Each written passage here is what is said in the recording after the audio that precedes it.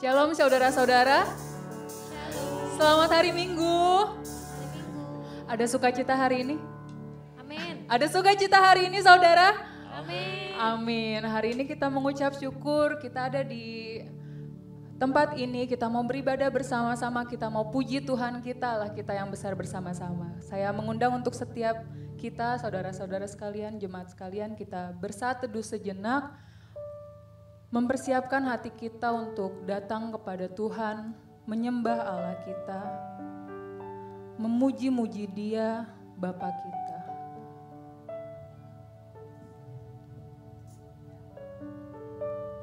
Kita mengingat setiap kasih Tuhan, setiap kebaikan Tuhan. Kita mengucap syukur untuk setiap hal yang Tuhan izinkan terjadi dalam hidup kita.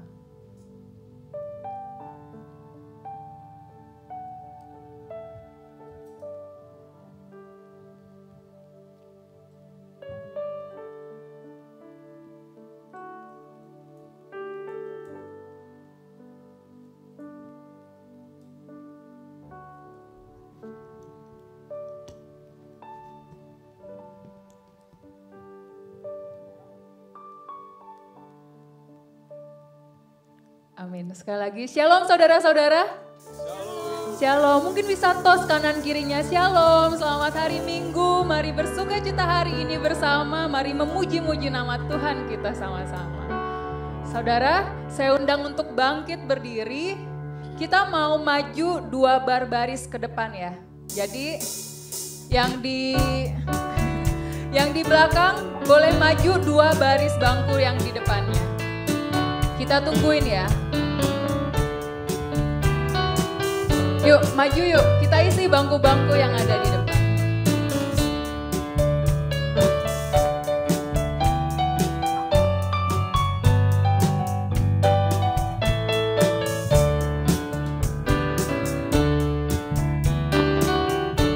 Ada satu ayat yang mau aku baca bersama-sama dengan saudara-saudara sekalian. Kita mau baca ayat ini dengan penuh sukacita, dengan penuh keyakinan, dengan penuh harapan kepada Tuhan. Kita baca bersama-sama ya. 1, 2, 3. Tetapi aku berkat kasih setiamu yang besar, aku akan masuk ke dalam rumahmu, sujud menyembah ke arah baitmu yang kudus, dengan takut akan engkau. Sekali lagi kita baca bersama-sama ya. 1, 2, 3. Tetapi aku berkat kasih setiamu yang besar, aku akan masuk ke dalam rumahmu, sujud menyembah ke arah baitmu yang kudus, dengan takut akan engkau. Mazmur 5 ayat 8. Kita mau masuki gerbangnya Tuhan, kita mau memuji-muji nama Tuhan kita. Amin. Kita boleh bertepuk tangan dengan hati yang bersyukur, dengan hati yang bersuka cita.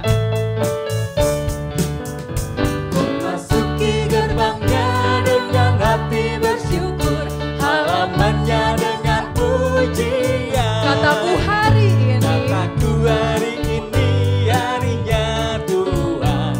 ku bersuka sebab Dia girangkan ku masuki gerbangnya dengan hati bersyukur, halamannya dengan pujian. Kataku hari ini, harinya Tuhan. bersuka sebab Dia girangkanku, Dia girangkanku. Dia girangkanku, oh Dia girangkanku. Ku bersuka sebab Dia girangkanku. Dia girangkanku, oh Dia girangkanku. Ku bersuka sebab Dia girangkanku. Mari bersama-sama kita masuk ke dalam bait kudusnya Tuhan, memuji-muji nama Tuhan kita. Masuki gerbangnya dengan hati bersyukur, halamannya dengan pujian. Kataku hari ini, harinya Tuhan. Ku bersuka sebab Dia girangkanku. Dia girangkanku, oh Dia girangkanku. Ku bersuka sebab Dia girangkanku. Dia girangkanku, oh Dia girangkanku. Ku bersuka sebab Dia girangkanku. Boleh lihat kanan kirinya, bilang ya Tuhan telah girangkanku. Oh, dia girangkanku. Ku bersuka sebab dia girangkanku. Dia girangkanku. Oh, dia girangkanku. Ku bersuka sebab dia girangkanku. Dia girangkanku. Dia girangkanku. Oh, dia girangkanku. Ku bersuka sebab dia girangkanku. Dia girangkanku. Oh, dia girangkanku. Ku bersuka sebab dia girangkanku. Amin. Tuhan memberi kita sukacita yang melimpah. Tuhan memberi kita sukacita yang penuh. Dia Allah yang baik, dia Allah yang luar biasa baik dalam hidup kita. Amin saudara. Karena itu kita mau nyanyikan betapa baiknya Engkau Tuhan, kasih-Mu tiada berkesudahan. Betapa baiknya Engkau Tuhan, nyatakan bahwa sungguh besar kasih Tuhan kita. berkesudahan. Betapa mulia kasih-Mu Yesus. Mulia kasih-Mu Yesus, jiwaku diselamatkan. Mari nyatakan, Hosana ku memuji Tuhan. Hosana ku tinggikan Yesus. Hosana, Hosana, Hosana. Bersama-sama kita nyatakan betapa baiknya Engkau Tuhan. Betapa baiknya Engkau Tuhan, kasih-Mu tiada berkesudahan. Betapa Mulia kasih-Mu Yesus, jiwa kita diselamatkan. jiwaku diselamatkan. Hosana ku memuji Tuhan. Hosana ku tinggikan Yesus. Hosana, Hosana, Hosana. Nyatakan Hosana, Hosana Tuhan. Hosana ku tinggikan Yesus. Hosana, Hosana, Hosana. Bersama-sama nyatakan Hosana. Hosana ku memuji Tuhan. Hosana ku tinggikan Yesus. Hosana, Hosana, Hosana. Beri kemuliaan bagi nama Tuhan kita. Hosana bagi Tuhan kita, Hosana tinggi nama Allah kita. Kita berdoa. Tuhan Yesus, sungguh kami bersuka cita, sungguh kami mengucap syukur untuk setiap kebaikan Tuhan yang Tuhan nyatakan kepada kami, kepada keluarga kami Bapa. Saat ini Tuhan, kami ada di tempat ini, kami datang kepada Tuhan, kami menyembah Tuhan, kami mau meninggikan nama Tuhan, kami mau mengagung-agungkan kebesaran Tuhan, dan kami mau diberkati oleh Tuhan lewat firman Tuhan pada hari ini. Tuhan tolong ibadah kami, biar Tuhan setiap penyembahan kami berkenan bagi Tuhan, setiap puji-pujian kami membawa kemuliaan bagi nama Tuhan. Hanya di dalam nama Tuhan Yesus, amin. Saudara, selama 360 sekian hari ya, kita sudah melewati tahun 2023 ini dengan baik, kita sudah melewati tahun ini dengan luar biasa, dengan penyertaan Tuhan, dengan pimpinan Tuhan. Banyak hal yang terjadi ya, tapi kita tahu Tuhan yang menjadi harapan kita, Tuhan yang menjadi satu-satunya pribadi yang dapat kita andalkan.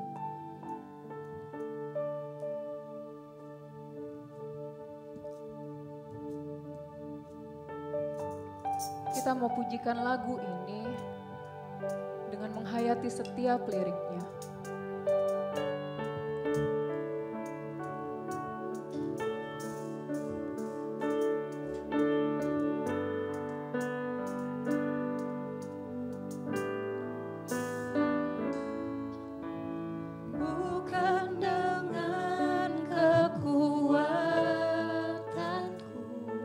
Setiap hal yang sudah kita lalui, kita tahu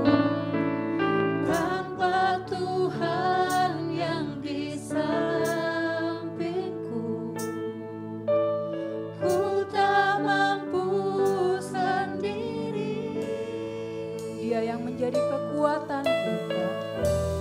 Engkaulah kuatku yang menopangku. Ku pandang wajah-Mu dan berseru, pertolonganku datang dari-Mu. Peganglah tanganku, jangan lepaskan. Kaulah harapan dalam hidupku.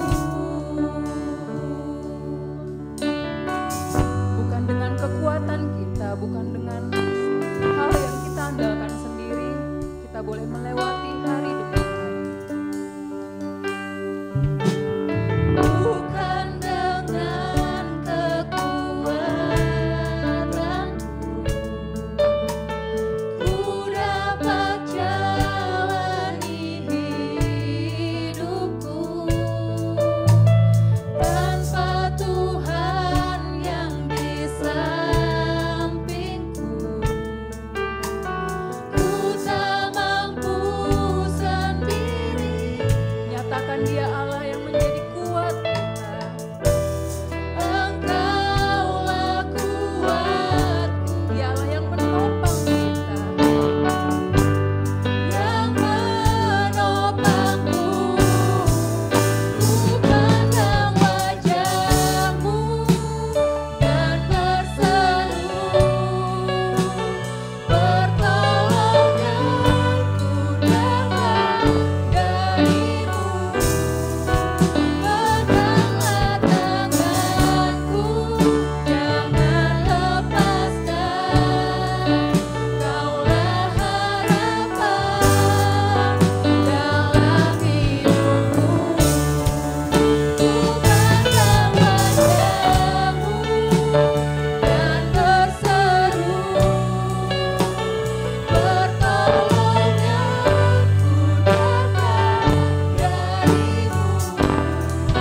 Peganglah tanganku, jangan lepaskan. Kaulah harapan dalam hidupku. Pandang wajah-Mu Dan berseru, pertolonganku datang dari-Mu. Peganglah tanganku, jangan lepaskan. Kaulah harapan dalam hidupku.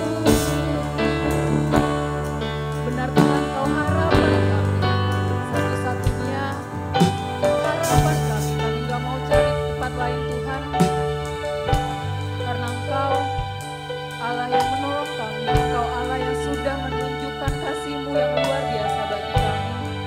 Engkau Allah yang melimpah-limpahkan kasih-Mu yang luar biasa dalam kehidupan kami Tuhan. Engkau Allah yang berkuasa, Engkau Allah yang maha kuasa. Tuhan,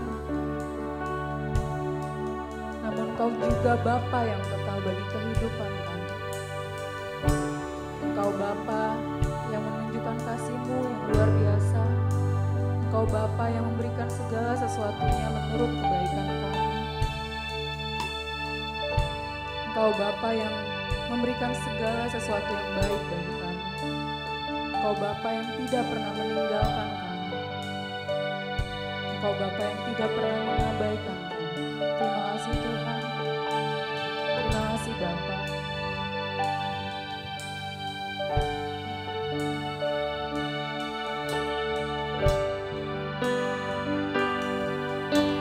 Kau beri yang ku pinta saat ku mencari, ku mendapatkan. Ketika kami mengetuk pintu, kami tahu Engkau membuka. Engkau Bapa kami yang kekal. Bapa yang kekal, takkan Kau biarkan aku melangkahnya sendirian. Kami tahu Engkau selalu ada bagiku,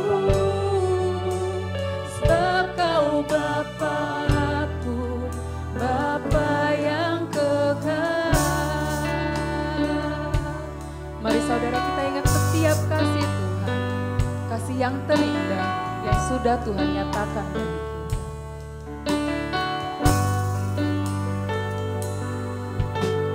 Kasih yang sempurna telah ku terima darimu, bukan karena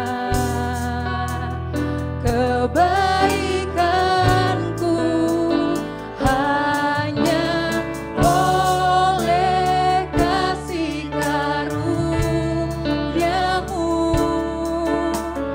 Kau pulihkan aku, layakkanku untuk dapat memanggilmu Bapa.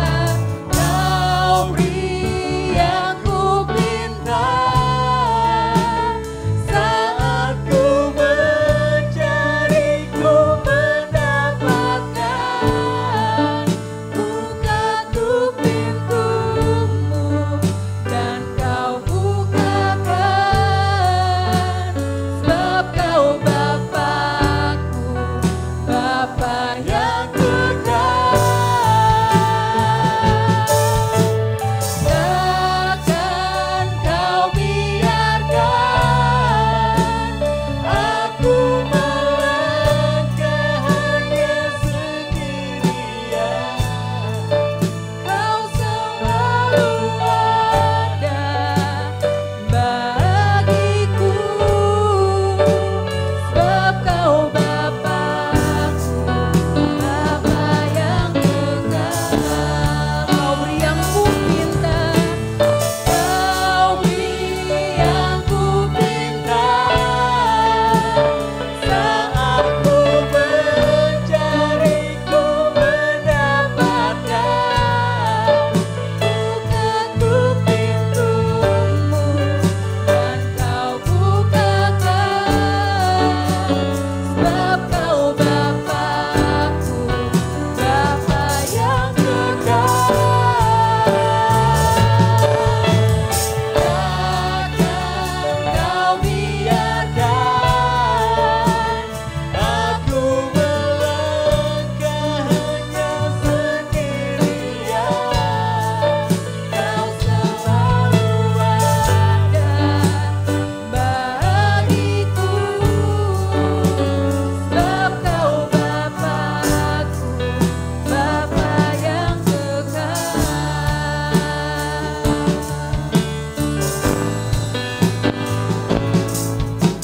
Kau beri yang ku pinta saat ku mencari, ku mendapatkan.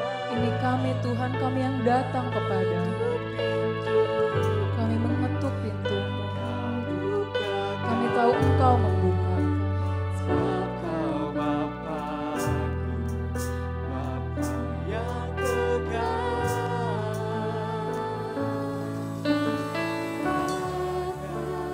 Kau biarkan aku melangkah hanya sendirian. Kau selalu ada bagiku, sebab Kau Bapa-Ku, Kau selalu ada. Kau selalu ada bagiku, sebab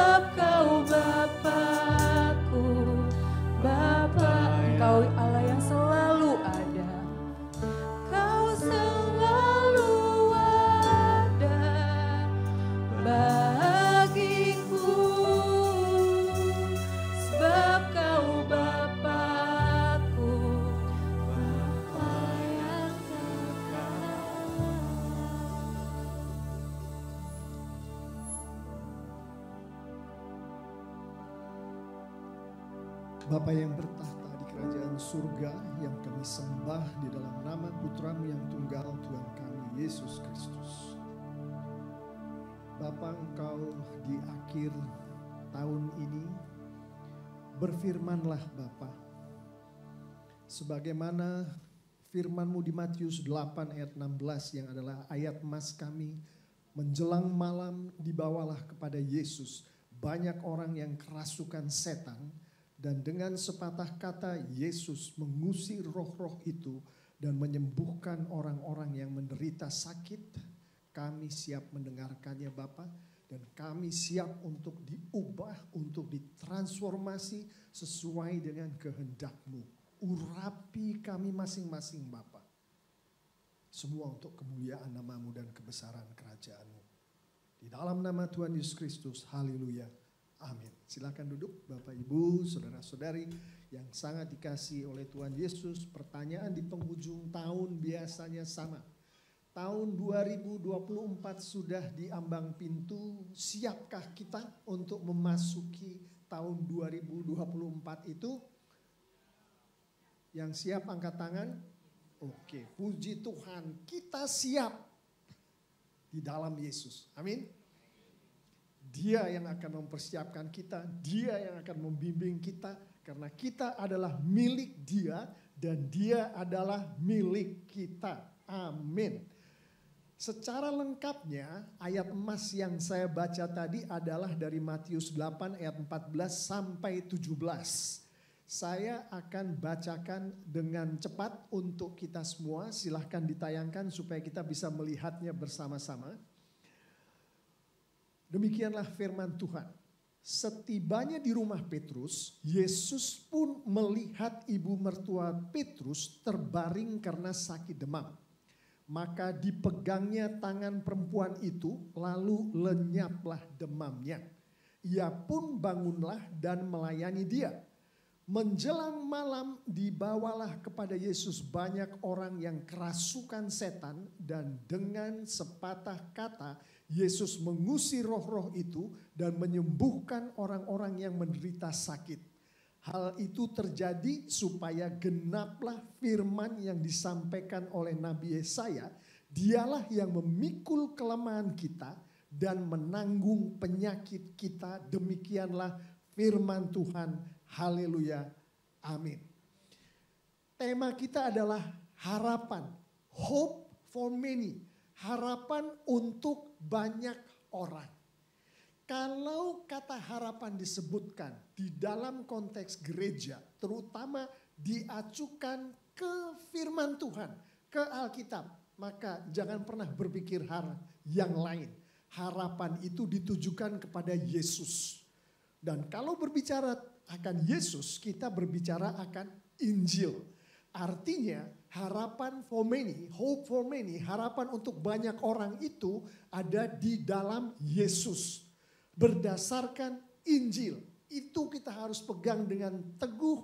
Nas apapun yang dipakai arahnya selalu ke situ kalau kita berbicara mengenai harapan. Hari ini kita akan melihat aplikasinya berdasarkan nas yang barusan saja saya baca tadi. Khususnya memasuki tahun 2024. Nah, apa yang Tuhan mau kita ketahui nih untuk masuk ke 2024 sehubungan dengan harapan. Kalau kita renungkan sedikit lebih dalam nas yang kita barusan baca, ada banyak orang yang dibawa kepada Yesus pada saat itu.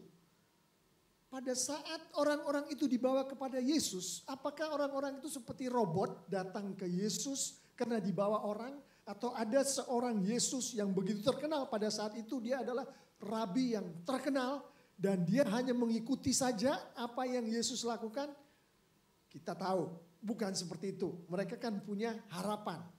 Nah, menurut firman Tuhan, minimal ada dua macam harapan yang orang-orang yang datang pada saat itu menemui Yesus pada saat itu ada di dalam hati mereka. Pertama adalah harapan supaya roh-roh jahat yang ada di dalam orang-orang itu, banyak dari orang-orang itu yang kerasukan roh jahat, supaya Yesus mengusir roh-roh itu harapan. Ada juga yang mengharapkan supaya banyak dari mereka yang sakit, segala macam sakit, dibawa kepada Tuhan Yesus. Di Matius 8 tidak dijelaskan lebih detail. Tapi di Injil yang lain, di Lukas atau Injil Markus dijelaskan. Itu orang begitu banyak, hampir seluruh kota itu datang ngantri di rumah di mana si Petrus dan Andreas memiliki rumah itu. Jadi banyak sekali orang-orang yang memiliki harapan. Dan tentunya harapan itu bukan terbatas pada dua hal itu. Ada banyak lagi harapan-harapan. Itu yang pertama harus kita tahu dari nas kita. Yang kedua harus kita tahu adalah seperti tadi saya sampaikan. Banyak sekali orang-orang yang datang dengan harapan itu untuk bertemu dengan Yesus. Dengan harapan, dengan tujuan supaya harapan itu dibuat Yesus menjadi kenyataan. Masuk akal bukan? Orang-orang datang punya harapan dan dia tahu dia berharap pada si tokoh ini dan tokoh ini diharapkan, dimaui untuk supaya harapan itu bisa dibuat menjadi kenyataan. Dan itulah yang terjadi Bapak Ibu Saudara-saudari yang sangat dikasihi oleh Tuhan Yesus. Yesus memenuhi setiap harapan dari orang-orang yang datang itu. Di ayat yang ke-16 yang tadi adalah ayat emas kita dikatakan bahwa Yesus mengusir roh-roh jahat itu. Jadi orang-orang yang datang dengan harapan untuk roh-roh jahat yang ada dia dikeluarkan, terpenuhi harapan itu. Yesus menyembuhkan orang-orang yang menderita sakit yang datang kepadanya. Harapan orang-orang itu terpenuhi. Jadi harapan yang dibawa oleh begitu banyak orang bertemu dengan Yesus, harapan itu dipenuhi. Harapan itu menjadi kenyataan. Sekarang mari kita renungkan lebih dalam lagi mengenai kelompok-kelompok orang yang adalah dua kelompok tadi dengan harapan-harapan mereka dan apa yang terjadi pada saat itu. Pertama adalah orang-orang yang kerasukan setan. Kebanyakan dari kita akan berkata gak ada hubungannya dengan saya, Pak Pendeta. Saya melihat aja belum pernah melihat orang yang kerasukan setan. Nah sekarang kita lihat firman Tuhan. Alkitab secara keseluruhan mengatakan apa mengenai ini. Beberapa ayat saya ambil. Dari Lukas 11 ayat 14. Di situ manifestasi dari kerasukan setan itu bisu. Orang gak berbicara. Jangan salah ya, kalau di rumah tangga kita, istri kita lagi marah ke kita, dia gak bicara sama kita, bukan berarti dia kerasukan setan. Jangan salah. Lukas 4 ayat 33 di situ dikatakan manifestasi dari kerasukan setan adalah berteriak dengan suara keras. Ibu-ibu jangan salah. Kalau suami teriak-teriak sama istri atau ke anak di rumah karena dia pulang kerja capek, jengkel, dia nggak sedang kerasukan setan. Oke? Itu jangan salah. Lukas 8 ayat 27 manifestasinya tidak berpakaian, telanjang dan gak mau tinggal di rumah. Lukas 9 ayat 39, saya gak akan kasih contoh untuk di rumah ya. Oke, Lukas 9 ayat 39, dia menggoncang-goncangkan tubuh dari orang yang kemasukan setan itu sampai mulutnya berbusa. Itu manifestasi dari orang kerasukan setan. Dan orang seperti itulah yang kemudian disembuhkan oleh Yesus. Perilaku dari orang-orang seperti ini adalah perilaku yang tidak dikontrol oleh pribadi orang itu sendiri. Di sini poinnya. Poinnya bukan kerasukan setannya untuk konteks kita hari ini. Poinnya adalah banyak orang di dalam kehidupan kita yang perilakunya tidak mereka kontrol. Mereka tidak tahu apa yang sedang mereka lakukan. Tahukah orang-orang yang berlari-lari telanjang sebagaimana disampaikan di Lukas 8 ayat 27 ini. Dia sedang telanjang di depan orang banyak? Tidak. Tapi badan dia dikontrol oleh roh jahat. Sehingga badan itu melakukan kemauan dari roh jahat.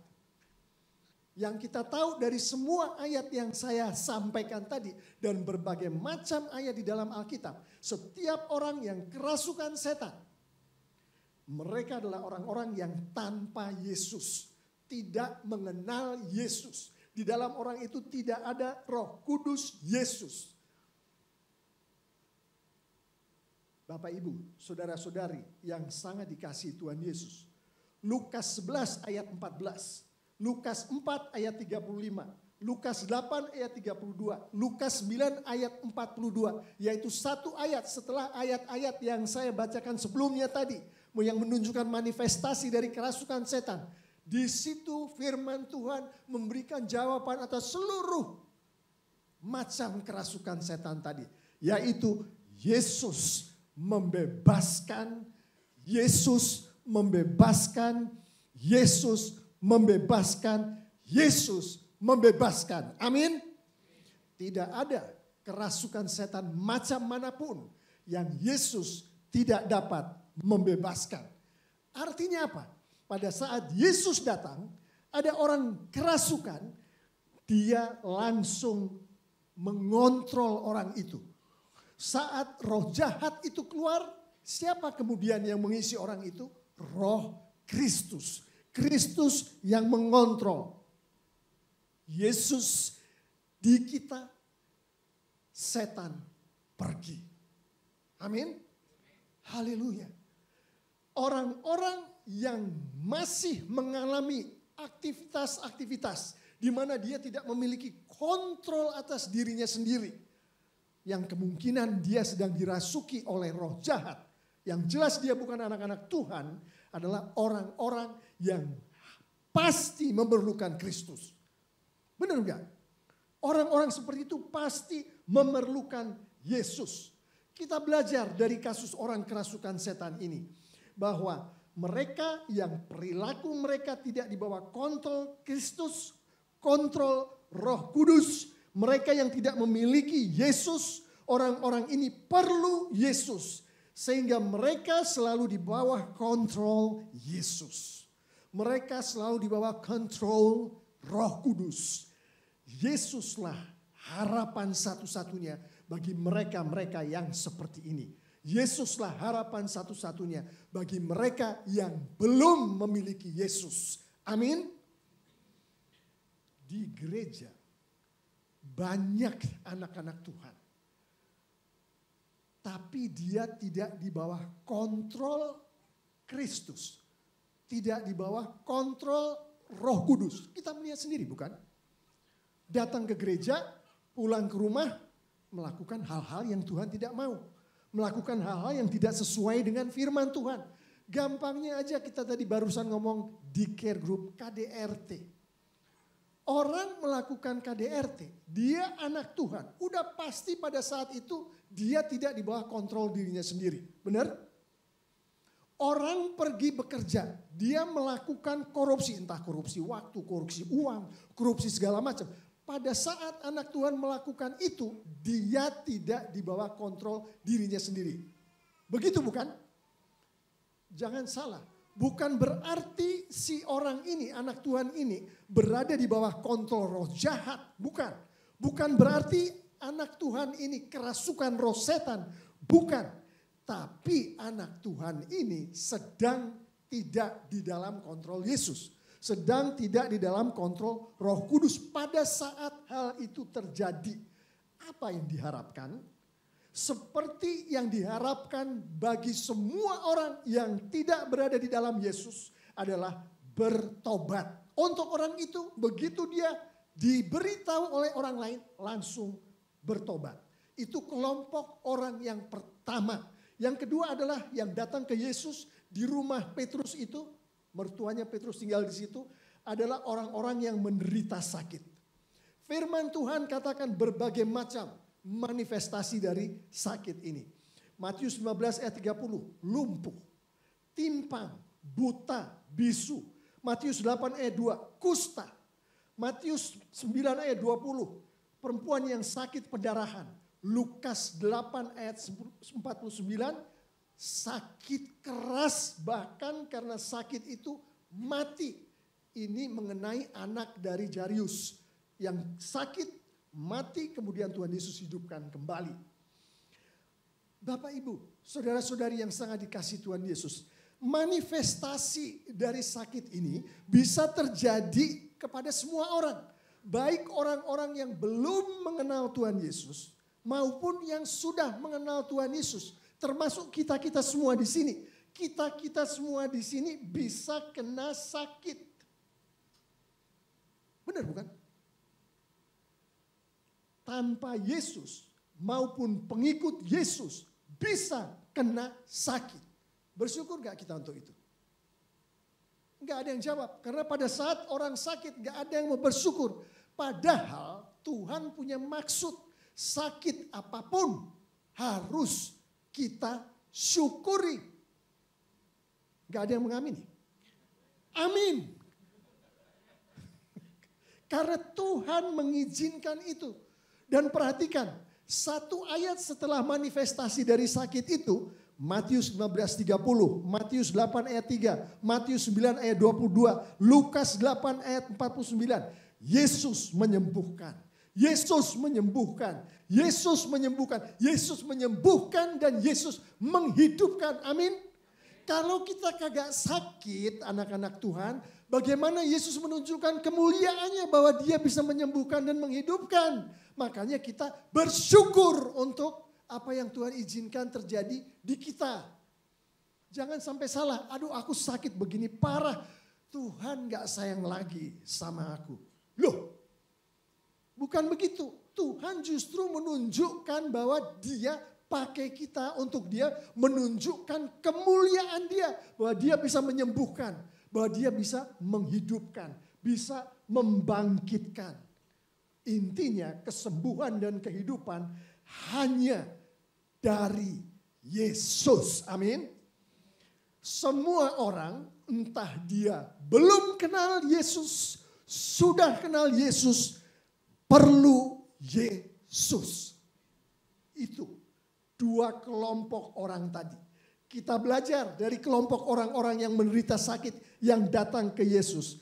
Manifestasi sakit bisa menimpa semua orang termasuk kita-kita yang ada di ruangan ini. Baik kita-kita yang sudah mengenal Yesus maupun orang-orang yang belum mengenal Yesus.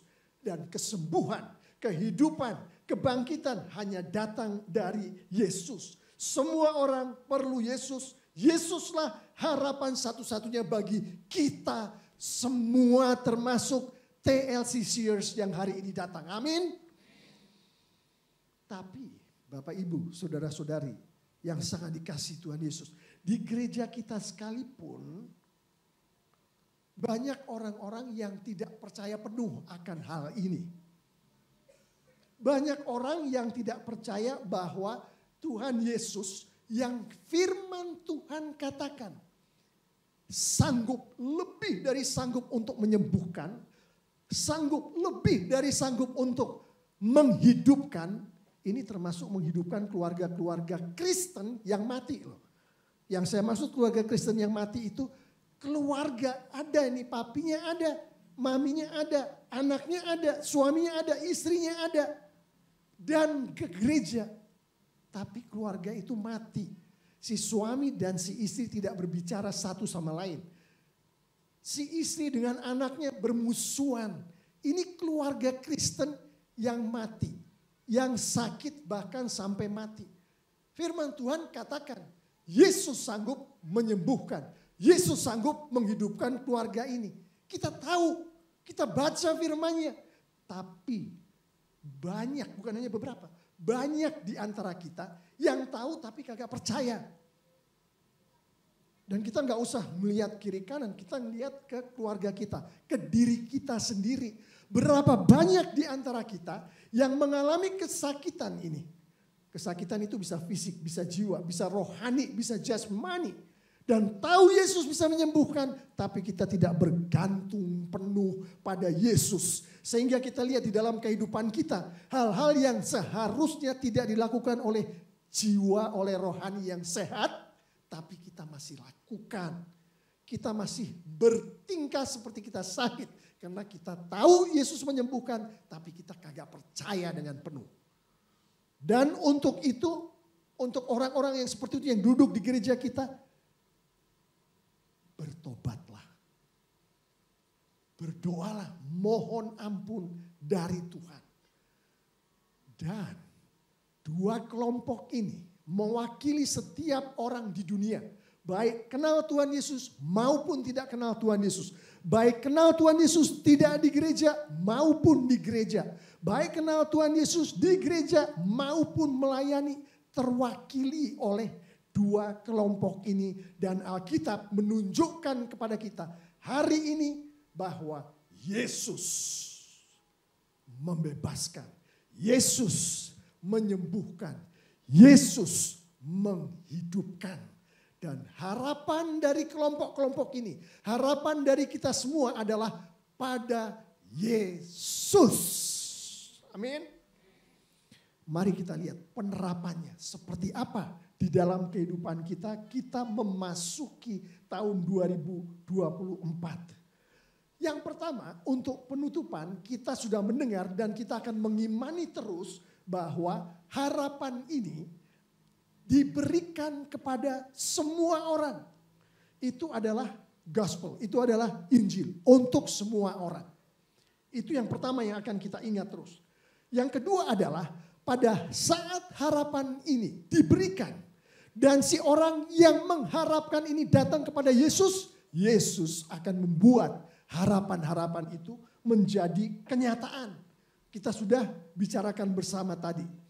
Dan yang ketiga yang kita harus ingat di bagian penutup ini adalah Yesus pasti memenuhi harapan itu. Pasti Bapak Pendeta, pasti. Pasti ada di ayat 17, saya akan bacakan. Hal itu terjadi, maksudnya penyembuhan tadi, maksudnya adalah pengusiran setan tadi. Pemenuhan harapan-harapan tadi. Hal itu terjadi, ini ayat 17, supaya genaplah firman yang disampaikan oleh Nabi Yesaya, tepatnya Yesaya 53, khususnya ayat 4-11. Dialah yang memikul kelemahan kita dan menanggung penyakit kita.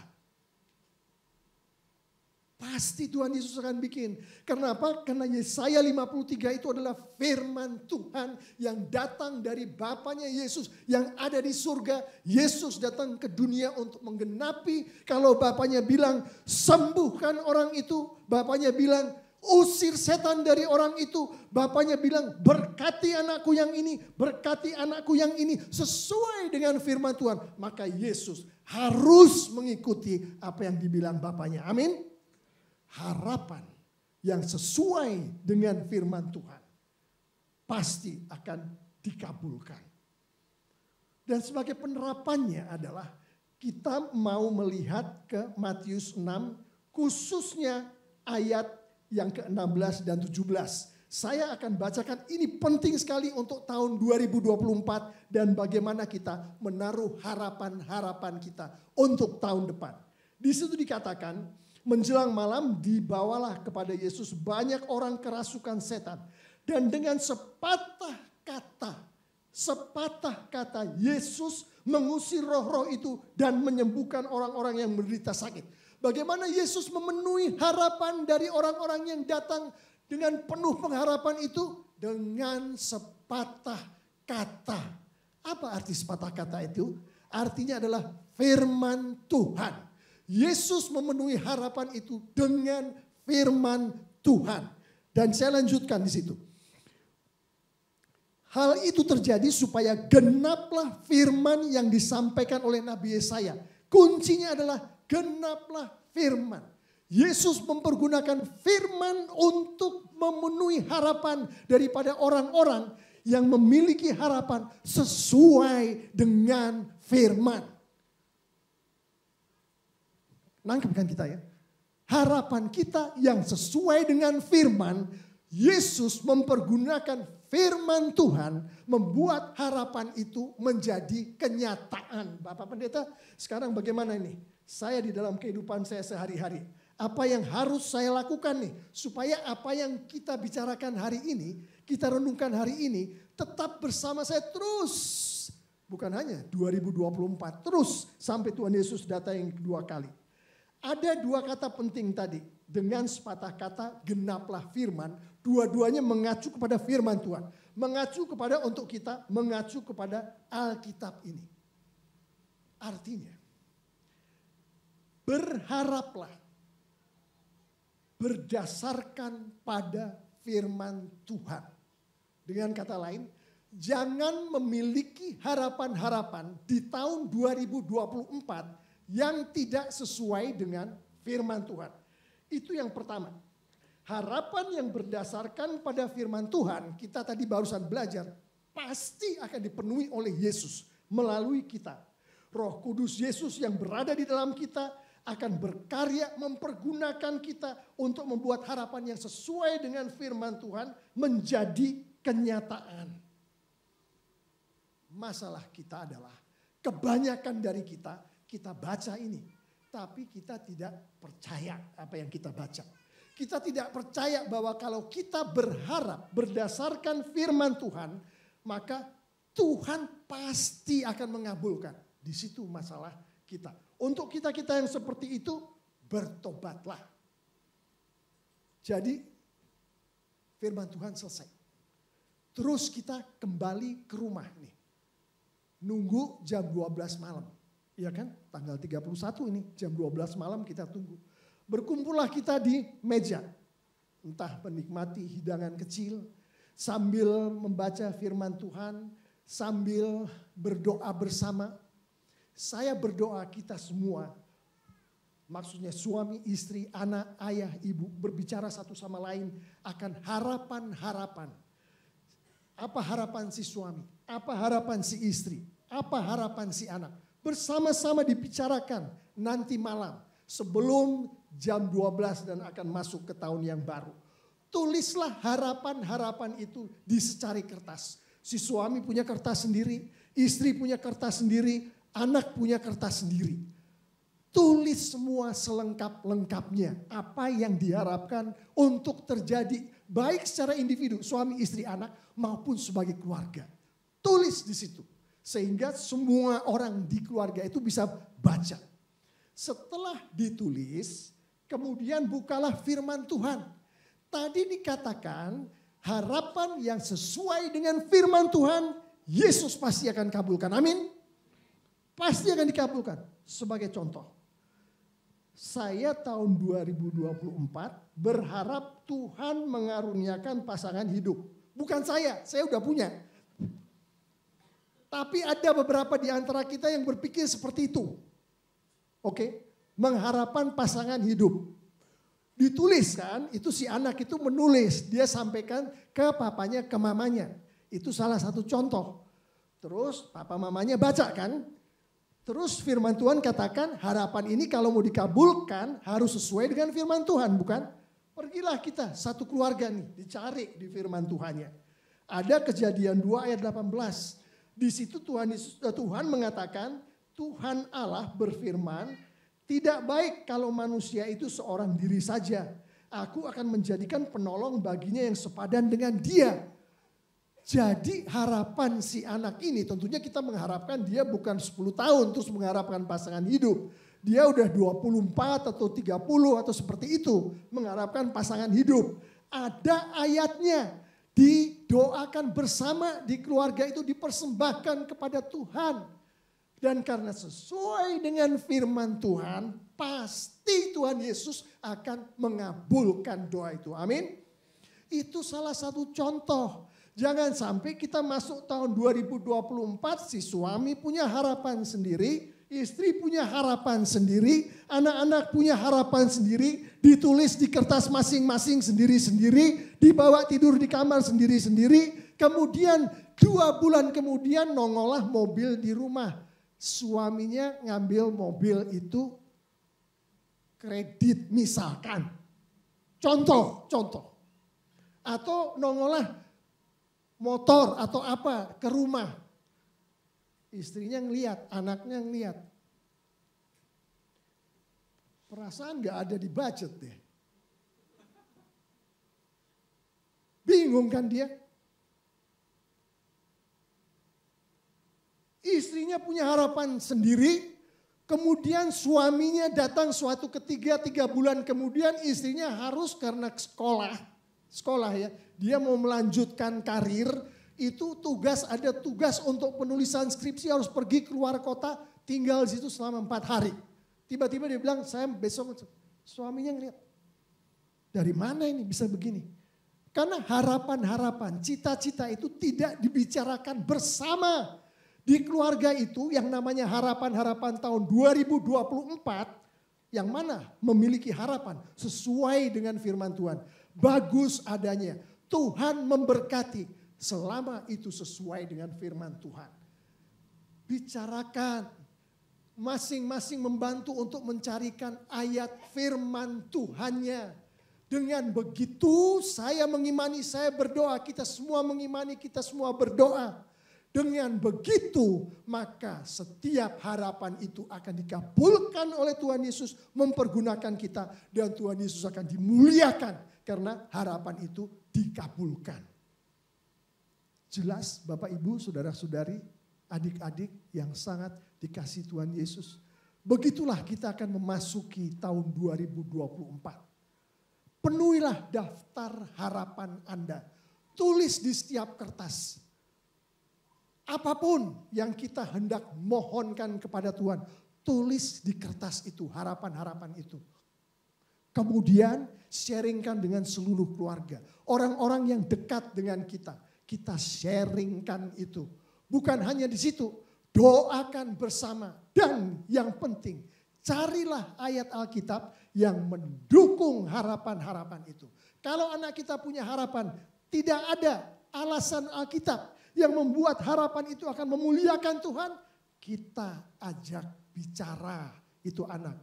Atau istri kita memiliki harapan yang tidak akan memuliakan Tuhan karena tidak ada di Alkitab, kita ajak istri kita bicara. Kita ajak suami kita bicara. Begitulah kita memasuki tahun 2024. Sehingga apa? Dengan Tuhan dimuliakan melalui harapan-harapan kita yang sesuai dengan firman Tuhan. Dan Tuhan pasti akan mengabulkan. Maka gereja kita akan semakin dipakai dengan luar biasa lagi oleh Tuhan. Amin. Maka keluarga kita yang ada di sini, keluarga TLCC, dengan memiliki harapan yang sesuai dengan firman Tuhan dan Tuhan kabulkan harapan itu, keluarga kita akan semakin memuliakan Tuhan dengan luar biasa lagi. Amin. Individu-individu yang memiliki harapan-harapan yang sesuai dengan firman Tuhan dan Tuhan kabulkan itu untuk kemuliaan Tuhan. Individu-individu itu akan semakin memuliakan Tuhan lagi. Amin. Mari kita bangkit berdiri.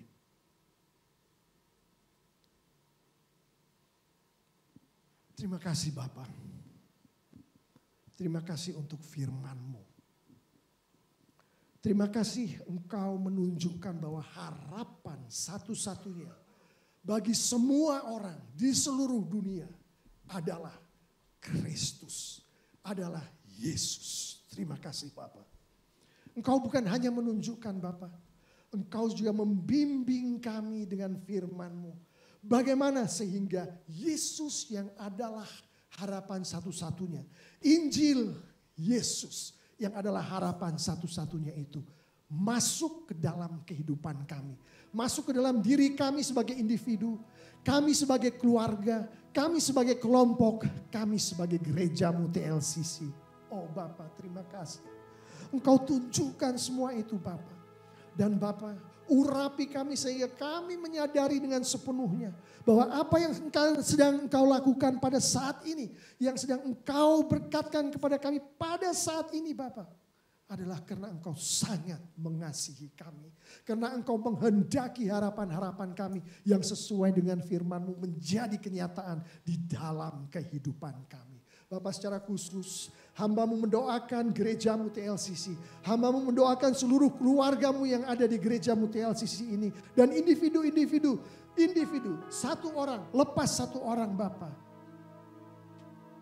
Untuk harapan mereka Engkau kabulkan Bapak.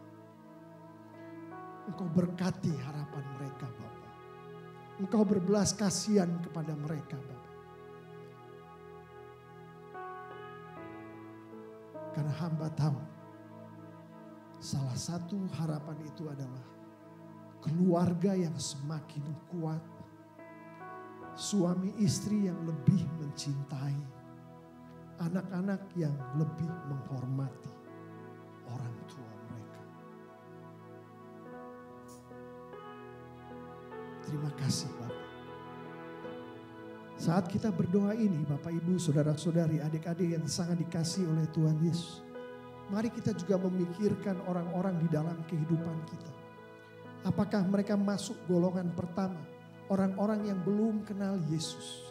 Tapi mereka memiliki harapan dan harapan itu mereka mau untuk dipenuhi. Pikirkan sampai ke tingkat nama, di mana mereka berada. Mungkin di sekolah, tempat kerja, di lingkungan tempat kita tinggal. Pikirkan nama itu. Dan berikanlah harapan itu kepada mereka dengan kita bercerita tentang Yesus. Tentang Injil. Oh Bapak, urapi kami untuk kami. Engkau sanggupkan untuk melakukan ini. Juga mari kita pikirkan orang-orang yang sudah kenal Yesus. Bahkan itu mungkin anggota keluarga kita sendiri.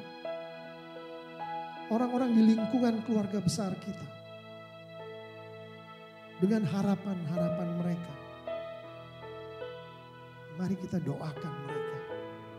Doakan mereka agar harapan mereka adalah harapan Yesus juga, yaitu sebagaimana yang ada di firman Tuhan. Kita doakan. Dan dengan begitu Bapa, atas urapan dari Roh Kudus-Mu Bapa, Engkau berkenan mempergunakan kami, anak-anak murid LCC ini Bapa, untuk Engkau semakin memuliakan diri-Mu, Engkau semakin memperkuat kerajaan-Mu. Terima kasih Bapa. Terima kasih. 2024 Bapa, bagi-Mu, kemuliaan bagi-Mu. Di dalam nama Tuhan Yesus Kristus, mari kita semua bisikkan di dalam hati kita, haleluya. Sekarang mari kita katakan haleluya, haleluya, amin.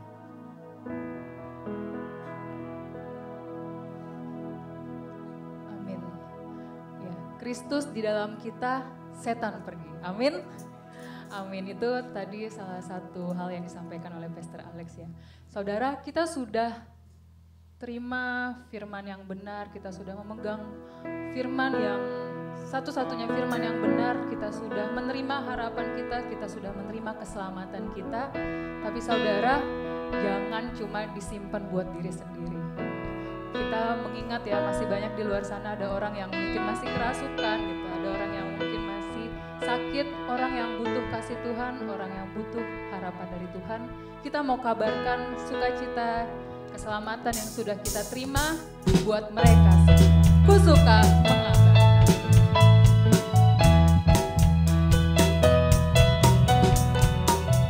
Dengan sukacita kita mau nyanyikan pujian ini bersama-sama.